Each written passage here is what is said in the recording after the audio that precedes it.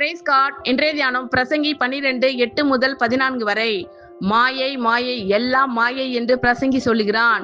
மேலும் பிரசங்கி ஞானவானாய் இருந்தபடியால் அவன் ஜனத்துக்கு அறிவை போதித்து கவனமாய் கேட்டாராய்ந்து அநேகம் நீதிமொழிகளை சேர்த்து எழுதினான்.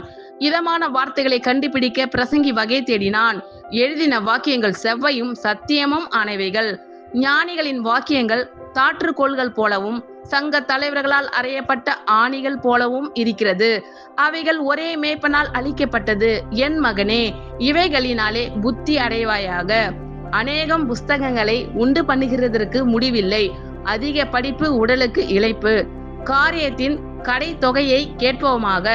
தேவனுக்கு பயந்து அவர் கற்பனைகளை கைக்கொள். எல்லார் மனுஷர் மேலும் விழுந்த கடமை இதுவே.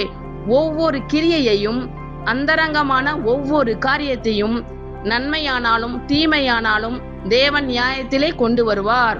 ஆமென். Thank you Lord.